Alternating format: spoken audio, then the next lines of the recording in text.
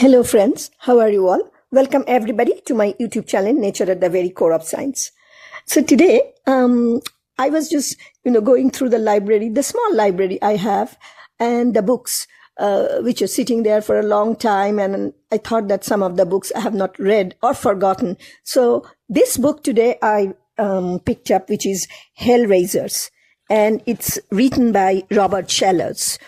So Robert Sellers, just give me a little brief introduction to author Robert Sellers, who is the author of 8 books, including the highly acclaimed Very Naughty Boys and the history of George Harrison's film company, Handmade, described as essential reading by Empire magazine. And most recently, he published The Battle for Bond, which Film Review called easily the best movie book of the year. Robert contributes regularly to Empire, Total Film, and The Independent. A former stand-up comedian, Robert lives in Harpenden with his wife and daughter. Now, this book, Hellraiser, what is the subject of this book? It is very unique. So, this book, Hellraisers, is the life and inebriated times of Richard Burton, Richard Harris, Peter O'Toole, and Oliver Reed. The introduction of the book goes like that. They are the 4 most extraordinary and controversial film stars Britain ever produced. Men who at their peak had the whole world at their feet and lived through some of the wildest exploits Hollywood has ever seen. But all that fame had a price. Richard Burton's liver was shot by the time he reached 50. Just one more drink would have killed him. Insurance companies wouldn't touch Richard Harris with a barge pole, and his film career stalled for over a decade. Peter O'Toole's drinking almost put him in the grave before his 43rd birthday, and his generally eccentric behavior led to public humiliation and one of the biggest disasters of the London stage has ever known.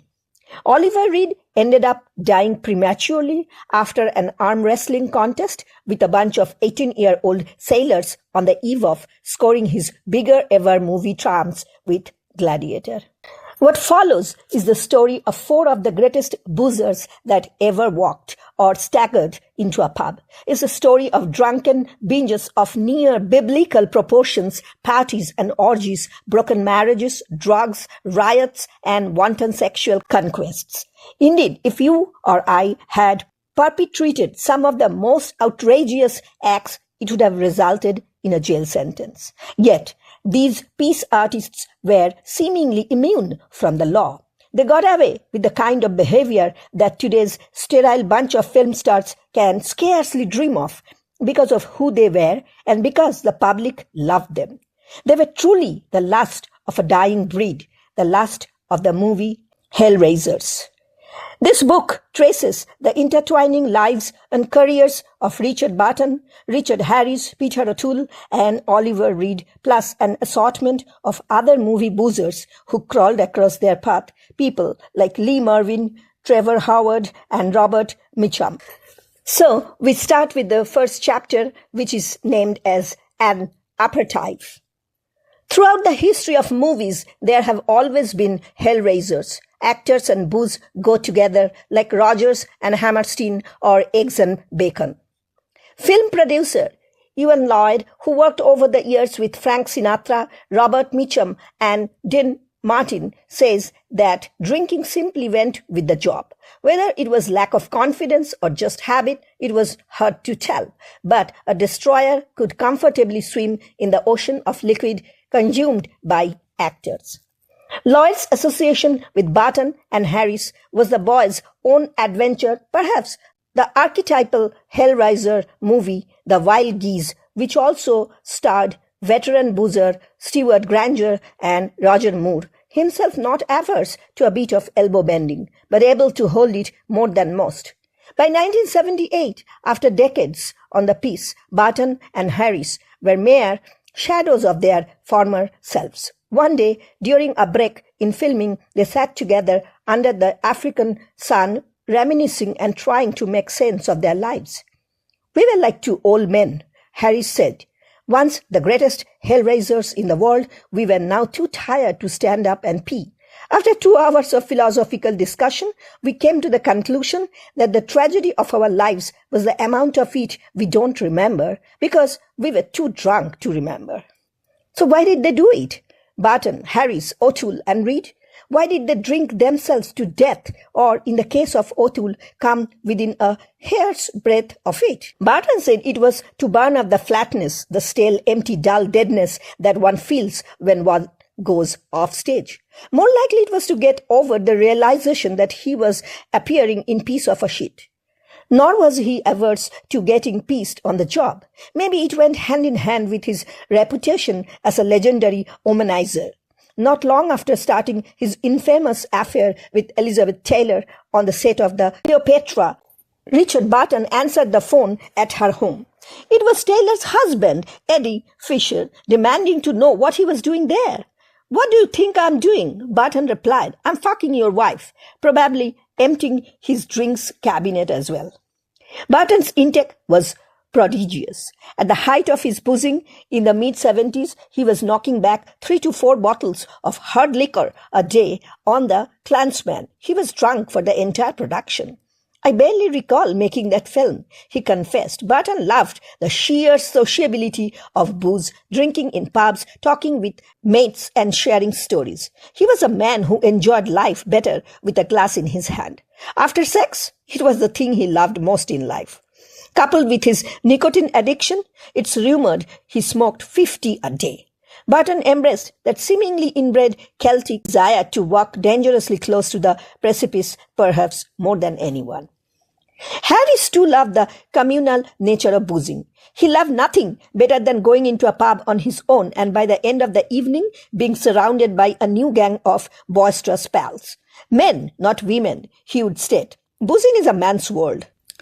For years, Harris habitually drank 2 bottles of vodka a day. That would make me up to 7 in the evening. Then I would break open a bottle of brandy and a bottle of port and mix the two.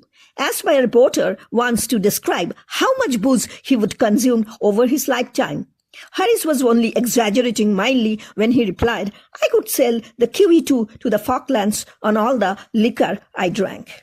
There was also an element of being the naughty schoolboy about Harris's drinking, of showing off. I adored getting drunk and I adored reading in the paper what I had done the night before. He knew full well what he was doing by getting pissed all the time and ending up in police cells or brawling in public, but didn't think it that awful. Neither did he hate himself for it in the morning or feel guilty. No, Harris just believed that the world and too many people in it were boring old farts, and his mission was to live life to the fullest and spread a little joy around. So I did, and damn the consequences. O'Toole was another who loved the social life of a drinker, propping up bars in Dublin or London, catering with saloon bar poets and philosophers, putting the world to rights. "But I don't really know what I got out of it," he once said. "What does anyone get out of being drunk? It's an anesthetic. It diminishes the pain." O'Toole would drink to exceed for no good reason, as he became intoxicated quite quickly due to the delicate state of his insides. He suffered from ill health most of his life, particularly from intestinal pain. Naturally eccentric, the drink merely compounded the affliction and fame when it came through a spotlight on it, so all the world could gawp and gasp at his escapades. This was a man who traveled the world yet never wore a watch or carried a wallet. Nor upon leaving home did he ever take his keys with him. I just hope some bastard seen. More than once, on the occasion when someone was not, O'Toole had to explain to the police why he should be breaking into his own property. There was an undercurrent of violence to his drinking too. At his hell-raising peak, the gossip columns were filled with accounts of booze-fueled antics, a brawl with paparazzi on the Via Viento in Rome, fist fight with a French count in a restaurant, his fleeing Italy on the eve of being arrested, even the beating up of a policeman. O'Toole's social life often was in danger of eclipsing his talent. I was silly and young and drunken and making a complete clown of myself. But I did quite enjoy the days when one went for a beer at once local in Paris and woke up in Corsica. For Reed, like Burton and Harris, it was not so much drinking he loved, but the fact that it took place in pubs. He loved the companionship, the camaraderie with other men, the chance to challenge people to drink contests or bouts of arm wrestling. All his life, he preferred the friendships he made in pubs to those on a film set. You meet a better class of persons in pubs. He also loved the loss of inhibitions in a person when they drank, and so found great sport in getting anyone in his vicinity totally smashed. People make so much more sense when they are drunk, and you can get along famously with people you couldn't bear at other times. Journalists who visited him were invariably plied with unhealthy amounts of drink and staggered home after the encounter with the battle scars of a war correspondent. Reed was proud of the fact that he could drink any man under the table. His favorite tipple was gunk, his own invention, an ice bucket with every drink in the bar poured into it. The Daily Mirror reported a doctor's findings that the safe limit for any man's consumption of alcohol was 4 pints a day. 4 pints a day, and then printed a story that Reed had managed to knock back 126 pints of beer in 24 hours and photographed him performing a victory horizontal handstand across the bar. Reed's antics were perhaps unmatched by any other Hellraiser, and they are legion. He once arrived at Galway airport lying drunk on a baggage conveyor. On an international flight, he incurred the wrath of the pilot by dropping his trousers and asking the air hostess to judge a prettiest boy contest. All this led one journalist to say that the calling Oliver Reed unpredictable was like calling Ivan the Terrible colorful. All these men played up to their boozy, brawling, madcap image. Some resented the press label of Hellraiser, others wallowed in it, turning it almost into a badge of honor and a second career.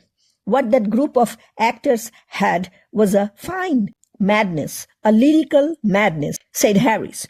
We lived our life with that madness, and it was transmitted into our work. We had smiles on our faces and a sense that the world was mad. We were not afraid to be different, so we were always dangerous. Dangerous to meet in the street, in a restaurant, and dangerous to see on stage or in a film. Director Peter Medoc recognized that this element of danger was a significant part of the Hellraisers' makeup. It was the same with Burton and O'Toole, and Harris and Reed.